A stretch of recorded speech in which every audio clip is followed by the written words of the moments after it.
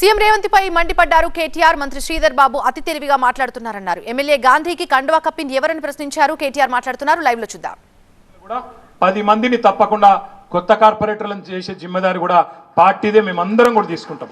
ఇప్పుడే అక్క చెప్పింది, సబితక్క చెప్పింది, కృష్ణారావు గారు చెప్పినారు, మిగతా సోదరులు కూడా వేదిక మీద ఉన్న వాళ్ళందరం మీకు ఒకటే మాటిస్తా ఉన్నాం.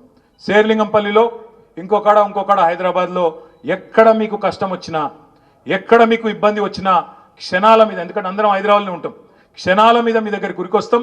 తప్పకుండా అన్ని రకాలుగా మీకు అండగా ఉండే బాధ్యత మాది. అది హైడ్రా బాధ కావచ్చు, ఇంకో బాధ కావచ్చు, ఏ బాధ ఉన్నా ఒక్క ఫోన్ కాల్తో నిరుకొస్తాం. కొత్త కమిటీలు కూడా వేసుకుందాం, కొత్త డివిజన్ కమిటీలు వేసుకుందాం. కొత్తగా పార్టీ నిర్మాణం కూడా పోయినోళ్ళు పోయినరు, ఉన్నోళ్ళతో మంచిగా పకడ్బందీగా నిర్మాణం చేసుకుందాం.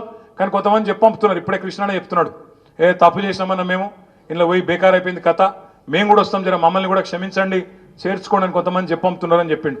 చూద్దాం, వాళ్ళు నిజంగానే బుద్ధిమంతులు, ఎవరైనా బుద్ధిమంతులు ఉంటే చూద్దాం.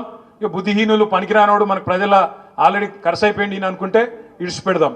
కానీ ఒకటి మాత్రం పక్కా, ఇవాళ రాష్ట్రం మొత్తంలోని ప్రజలు, నిన్న మీరు చూసినారు, ఒక ముస్లిం సోదరుడు మాట్లాడుతున్నాడు నిన్న సోషల్ మీడియాలో, అన్నా కేసీఆర్ అన్నా आप याद आ रहे हमारे को, आप जल्दी वापस आओ, कहाँ भी हैं आप, जल्दी आना वापस, मैं ये लोग बहुत सता रहे हमारे को అని చెప్పి నిన్న ఒక ముస్లిం సోదరుడు మాట్లాడుతూ ఉన్నాడు.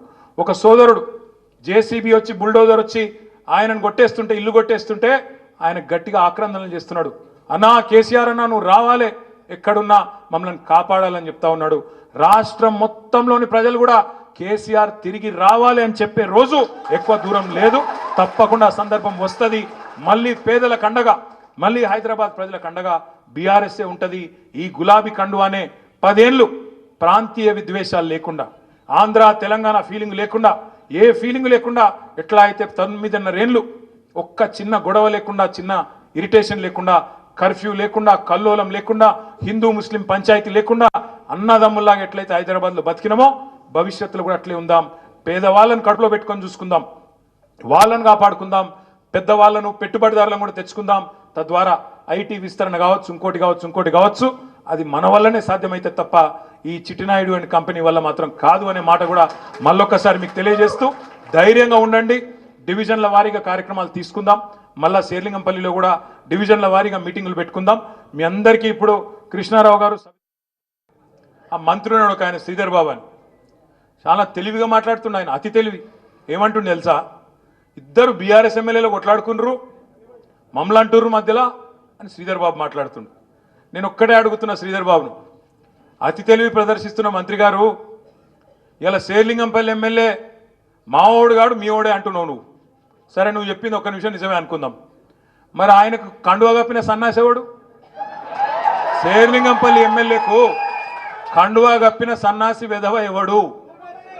మా బీఆర్ఎస్ ఎమ్మెల్యేల ఇంటింటికి తిరిగి వాళ్ళ కాళ్ళు మొక్కుకుంటా, వాళ్ళ కాళ్ళు పట్టుకొని పోచారం శ్రీనివాసరెడ్డి ఇంటికి పోయి, కడియం శ్రీగారి ఇంటికి పోయి, కేశవరావు గారి ఇంటికి పోయి కాళ్ళు మొక్కి కండువాలు కప్పుతున్న దౌర్భాగ్యుడు, సన్నాసి వెధవ ఎవడు? చెప్పు శ్రీధర్ బాబు, నేను అడుగుతున్నా. చెప్పుకున్నదందుకనే కొద్దిగా సిగ్గుమానం ఉండాలనా లేదా? ఇప్పుడు ఏమైపోయింది మీ శేర్లింగంపల్లి ఎమ్మెల్యే పరిస్థితి?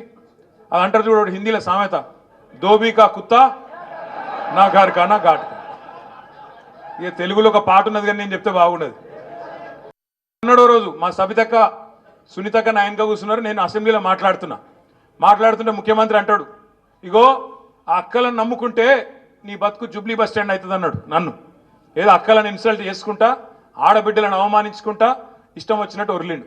ఇలా నేను అడుగుతున్నా, ముఖ్యమంత్రి చెప్పు దమ్ముంటే, నువ్వే చేర్చుకున్నావు కదా ఇంటింటికి తిరిగి 10 మందిని, ఇలా ఏమైంది వాళ్ళ బతుకు? జూబ్లీ బస్ స్టాండ్ అయింది. ఆ 10 మంది ఎమ్మెల్యేల బతుకు జూబ్లీ బస్ స్టాండ్ అయింది.